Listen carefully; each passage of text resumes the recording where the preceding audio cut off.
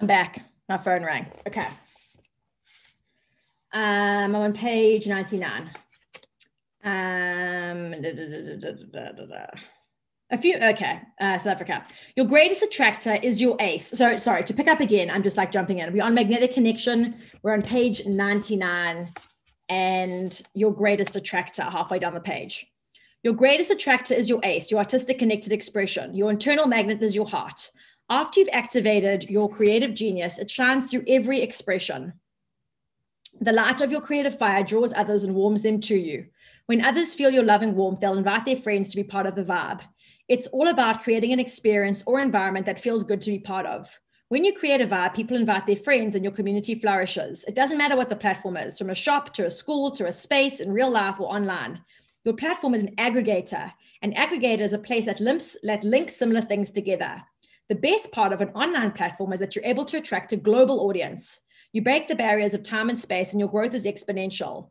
And once someone has bought from you once, it's far easier to resell to them again. For your business to flourish with less and less effort required, repeat customers are what you want. And that's what you get when you create a play space. When you find people who want what you'll have, they keep coming back for more. Play your ace. Your business is your creation. And like sculptures, why is that a capital S? And like sculptures, it's actually a relief to stand out.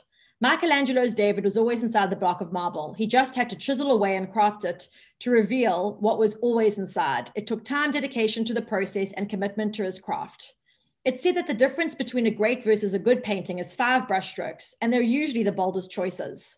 You'll never know what you're truly capable of until you put yourself out there and share your ideas with the world. Most ideas fail not because they're bad ideas, but because someone was too afraid to share them.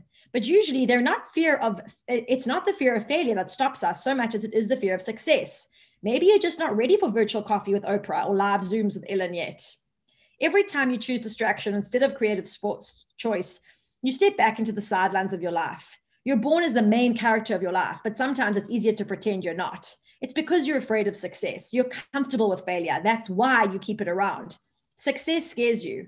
What's one step towards success you could take today? You're already reading this book, so you're on track. But remember, it's not about what you read or think or feel. It all comes down to what you do and don't do. Start by making some creative choices. Take all your creative genius ideas from Free Flow and the As Game and translate them into your content plan.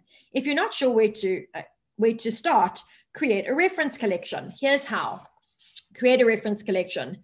Set time aside to scroll through Instagram, Google, and Pinterest. See what catches your eye. Look for images that visually stimulate interest and attract you. Find and follow the accounts that you love. Save the images you love and make a mood board for a look and feel. Note what you love and why you love it. Innovation comes from your own interpretation. It's not about ticking off trend boxes or copying someone else. It's about combining elements you love into your own unique creation. Still not sure what your ace is? Write down your name. Make it an acronym so that each letter stands for something. Now you have a base for some additional self-expression. Okay, let's do that right now. You can all think of it with your name. So I'm going to think of Lauren. My name, and I'm going to write Lauren Levity. Okay, Levity is the first one. A, abundant. U, unique. R, I want to say realistic, but that's a bit boring. Revolutionary. E, effervescent. N, I want to say nostalgic, but what's a better word? Notorious. Okay. Levity, abundant, unique, revelatory, effervescent, notorious. And so you can do that with your own name. And then you have an idea of like where your head's at of some ideas for what your brand could be, because it would be the same thing as you. Now you have a base for some additional self-expression. It's all made up and subject to change anyway. Don't take it too seriously. It's not serious. It's all just an idea to play with. It's lighthearted, hard as anything forced. You want to create and flow. It's not a structured march. It's an improvised dance. In this section, I'll give you simple structures, and then you can go your own way. At the end of this book is a Spotify playlist with a bunch of songs I love creating with this. A bunch of songs. I love creating with a soundtrack. Currently, I'm playing Little Shop of Horrors on repeat. Fleetwood Mac song, You Can Go Your Own Way, inspired this playlist because you really can go your own way. That should probably be in capitals.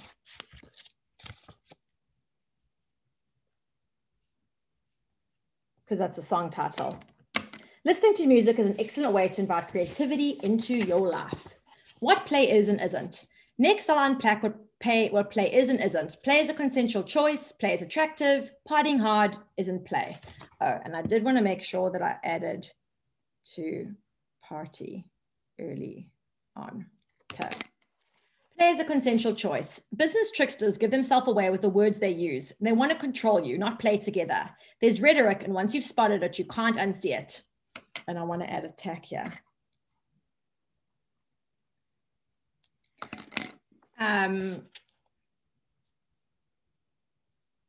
Fear-based people use force words instead of love-based people who use choice words. As a safe bet, anytime someone uses words from war, leap in another direction, you won't find peace, and that's what Business Reimagined promises. The problem with these words is that they can trick you into the tension of competition. Play is a consensual choice. It's not shame or fear-based. When you play, you don't force anyone to do something. Force tells you what to do.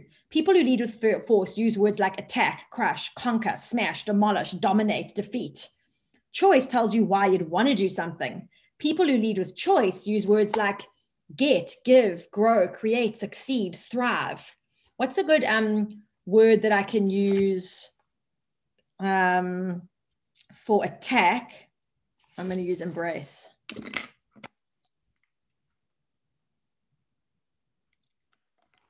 Force uses fear. Choice is based in love.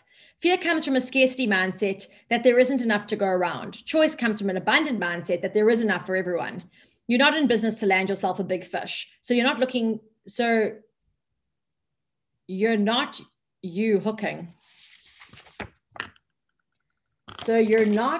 hooking people, catching them or reeling them in. You're partnering with people, and that means you both need to be a match for each other. How do you attract your ideal clients? You don't force them, you let them choose. Show them your vibe and they'll want to be part of it. The choice to play with your clients instead of control them shows you trust them to make decisions that are good for them. You stop wasting time with sales psychology and redundant sales scripts. Treat your clients as equals with respect and compassion. You don't need to trick someone into working with you when you're the treat they've been looking for. Play is a vibe. Pressure, not a vibe. Pressure uses words like hustle, do it right, you have to, work super hard, you only get one shot. Play uses words like align, experiment, you choose to, take time to rest, you can always start over. A play space is a sharing space, not a sales space. You don't have to always be closing. You'll always be creating. You're cultivating community, and your community becomes your collaborators and co-creators. I want to take out that line in the very beginning.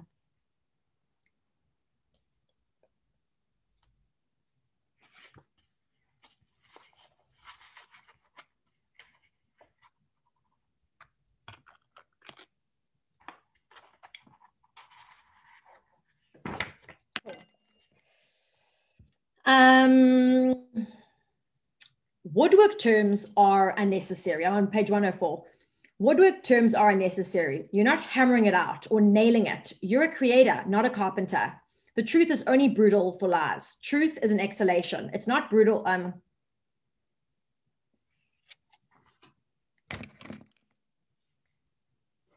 It's not hard, just as love isn't tough.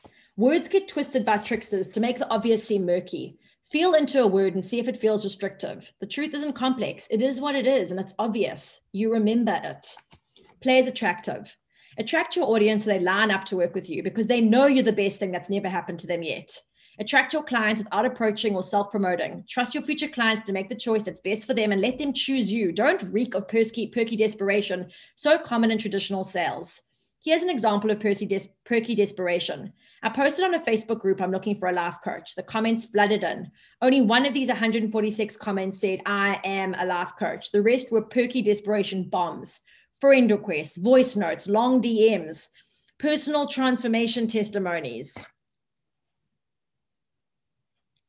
life journey stories. I help, I'm excited about, me. And the worst, an overload of scripted questions. What are you struggling with right now? What are your hopes, dreams, and goals? For what purpose do you want a life coach? How long? I'm curious. The theme was all the same. The focus was on them and everyone was trying to sell me something. The difference is when you're sharing, you're serving it straight. Receiving all the replies was exhausting, and it must have been exhausting for each person to do. It's also ineffective. No one wants something rammed down their throat. Quality clients are selective choice makers. Ideal clients don't need convincing and cajoling. They're compelled through resonance. You've drawn your dream clients because you're a complementary combination. Your vibration is a match. You'll attract your clients through creating a fun play space that's inviting. Stop doing what everyone else is doing because it's boring and no one cares about it after the fourth time they've seen it. Partying hard isn't play. In 2013, my typical Saturday was waking up hungover after hosting my themed club parties, getting my latest guy of the week to carry my box of ceramic rabbits and frames to the market to sell, spending what I made buying from other traders, unpacking stock back into my overstocked apartment, communal living with 3 to 5 other people to help pay the rent. Instead of a permanent shop, I'd pop-ups in other people's spaces. But even with low overheads, I wasn't earning a tenth of what I had before. I spread myself thin and still nothing I did felt like enough, so I did more. Despite the fun I thought I'd have, I exhausted myself. I'd swapped playing for partying and overcompensated working hard with partying even harder. The problem was that I was escaping pain and not moving toward pleasure, and I couldn't tell the difference between the two. I knew what I didn't want, but I didn't know what I did, so I did a bunch of stuff. I thought I was solving problems, but I was spinning my wheels because I'd lost sight of the big picture. It was more problematic than pleasurable. I thought that if I loved it, I should sell it. So I sold everything. I lived the hustle of life at a pace, racing to get someplace else. I adapted myself like a human pretzel, aiming to please. When they didn't want my champagne and sushi burlesque parties, I gave them cane and cream soda frat parties, until what I did had nothing to do with me anymore. And when what you do isn't connected to your heart, it's the opposite of fun. It's punishment. One of the worst pieces of outdated business advice is ask people what they want and then sell it to them. I did that and ended up selling mimosas at the Sunday market. I was not living my dream. I shrunk myself to fit in and watered myself down, if you count vodka as water. My heart was heavy and squished my energy out, scattered in all directions. I was still figuring out what play was. I struggled through the messy middle, sandwiched between not knowing what I didn't want and wondering what I did. I couldn't decide if I was fabulosity incarnate or a wretched alcoholic who just knew how to throw glitter on things. I see it all the time online. Busy moms celebrating suffering with wine as if it's an achievement for being miserable. It's buying into the old rule of working hard and partying hard as a balance instead of more of the same thing. Play is connection to yourself and others. It's not punishing yourself so that you can get a reward. It's taking pleasure in everything. It's celebrating moments of life, fresh flowers, coffee conversations in the sun, and creating things you love. When you add some extra attention to the ordinary, you'll heighten your reality to an extraordinary experience, and you'll play all day. How to create a vibe on social.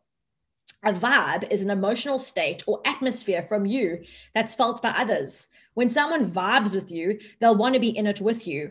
That means they'll spend time on your platform. Your posts are like party snacks and songs that keep them hanging out in the environment you've created.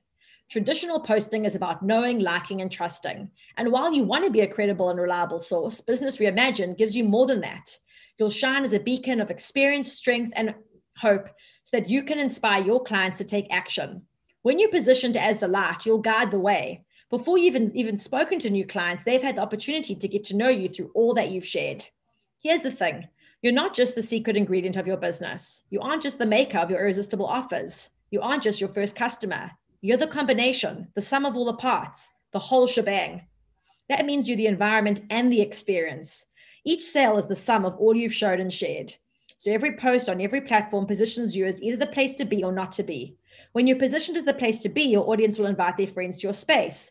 First, they need to feel part of something that welcomes and includes them. It really doesn't matter what platform you choose, so long as you show up with all you've got. Stage or screen, you position yourself by creating a vibe. A vibe sets the scene for the whole experience of interacting with your business. You set the scene by giving your platform a metaphor for the environment you're creating. Is it a calm refuge from the chaos of life, like a day spa? Is it curated like a gallery exhibition? Is it like stepping inside a welcoming home? Is it like an exclusive party scene? Is it like a coffee shop? Deciding if it's a garden party or a glamour rock concert will help you choose what style of content to share. Dream up the social gathering space. This is your play space. Make a mood board of elements to invoke the feelings you want to be associated with your business. Now that you know the style for the look and feel and the tone of mood, you'll create a vibe inside the space. The vibe, like your ACE offers, comes straight from your heart. Fill your play space with what you love. It needs to be connected directly to you. If it's not connected, it doesn't fit the vibe. There's no room for anything other than elements you're truly, madly, deeply connected to. Remember the play filter. You'll get a real sense of what resonates with your audience by sharing who you are. Never ask what you haven't already answered yourself. Never expect your audience to do something you haven't done. You're here to partner them. So neither of you can be part of a pity party or up on a pedestal. None of this, once I was a poor, lost, wretched soul. Now look at me, follow me. Just share your experience, human to human. Social media is your best friend because done right, your audience sells for you and you can reuse everything you've ever created. Nothing is wasted and you can still get a high return on any past investment by baking it into a new combined creation. It's social media, not sales media. Imagine arriving at your friend's house and she tried to sell you a cookie. Weird, right? You went to socialize and you got sneak attack sold to. Now imagine your friend made your best cookies and started to sell them as her business. You'd probably shout it from the rooftops and tell everyone. On social, when you just share and don't sell, your followers will start to sell for you if you treat your followers like friends and not potential customers. Social is about sharing what you love, not selling yourself. Everything you've done up until now enrolls your community into a connected vibe with you. It starts when you share all you love. Your audience will self-select and line up to work or play with you because they want what you have to offer. They're magnetized by the whole vibe. Now you just need to make it easy for them to buy from you with clear offers and transparent pricing. Playful strategies. Strategies are just ideas until you implement them into action. So as you read these strategies, do them. Create posts and put them online. Build your business by building a future waitlist of clients. And then when you drop your offers, you'll already have a captivated audience. The cookie strategy is how you make an offer irresistible. The queen bee strategy unlocks the power of repurposing content. And the backstage pass strategy explains why the mess you hide is actually your magic. The cookie strategy. Can you tell I love cookies? They're such a tasty example. If a visitor came to your home and you said, hey, do you want anything? They'd most likely say, no, thanks, because they'd have no idea what's allowed or on offer. $1 million, a puppy, a coffee. Never say, let me know if you need anything or let me know if I can help you. No one likes to ask for help. There are no parameters. It's too vague. And the pressure is on your client to articulate what they want and ask for it. You'll push people away instead of drawing them in. It's like those awful bot messages. Let me know if I can help with anything. I always respond, yes, please review my podcast for me. It seems reasonable to me. It's the last time I hear from the bot/coach again, because they didn't actually mean they'd help me with anything. They meant, let me know if you want to work with me. And we can smell fake, just like we can smell perky desperation, just like we can smell hot chocolate chip cookies straight out the oven. Imagine you're a visitor and someone serves you a silver tray and says, I just baked these cookies. Would you like one? Hard to resist, right? They're right there, fresh, made for you, being offered to you. It's so easy to reach out and take a bite. Make your offers like that. They wouldn't say, hey, would you like some flour mixed with chocolate, mixed with eggs, mixed with butter and baked for 20 minutes? Yet that's exactly what describing the features of your package instead of the benefit is like. You also wouldn't say, hey, would you like a John when you're offering a cookie? So don't give your offer a weird name. Say what it is. Call a cookie, and people know what you mean. They don't care about the baking process. They care how it tastes.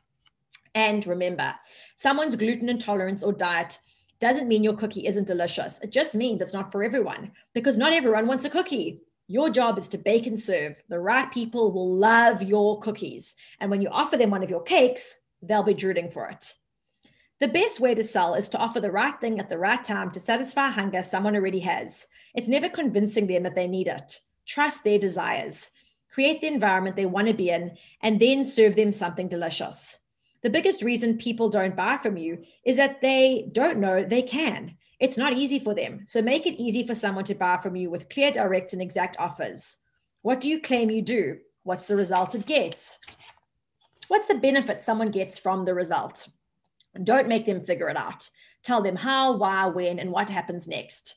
You'll draw your future clients in with the results, not the title of what you do. For example, how to get 3 years of business growth in 3 months and skip 3 years of scale-up struggle. Want to skip 3 years of scale-up struggle? Here's how to get 3 years of business growth in 3 months now. 5 secrets to get 3 years of business growth in 3 months. New Accelerator reveals how to get 3 years of business growth in 3 months. It's true, you really can get 3 years of business growth in 3 months, and here's how. If they want the promise, they'll want to know the name of your package. For example, new Super Bloom Accelerator program helps you skip 3 years of scale-up struggle. Then tell them where and how to get it. Click, visit, apply, enroll, buy. This PS, the Super Bloom Accelerator is a real offer. And if you want to know more, visit laurenwallet.com/accelerate. The Queen Bee strategy.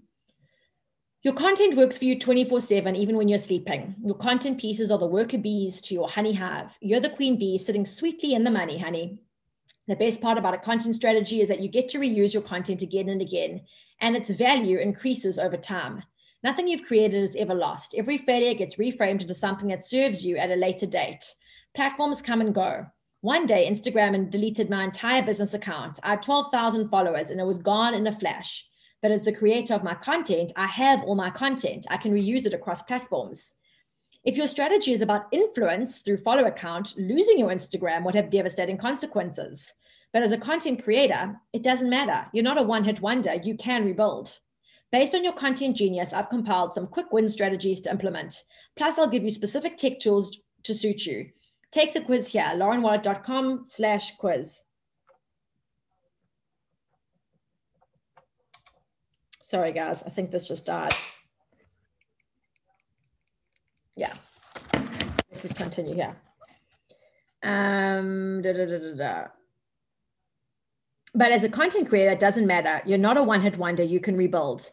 Sorry, I'll give you the quiz. Cool. The Backstage pass strategy. A ticket to a show is valuable, but a Backstage pass is priceless. It's coveted because very few people get to see behind the curtain. If you don't want to be a fake and flashy, smooth sales operator, then don't just show up in the spotlight. Let your audience behind the scenes into your creative process. Show yourself creating and making it all up. Let them in. It doesn't hurt your image. It helps build trust between a connected community. Breaking the fourth wall is a theater term. It's when the performers defy the conventions of theater. They leave the stage and go into the audience or address the audience, breaking the illusion created on stage. Break the fourth wall of business.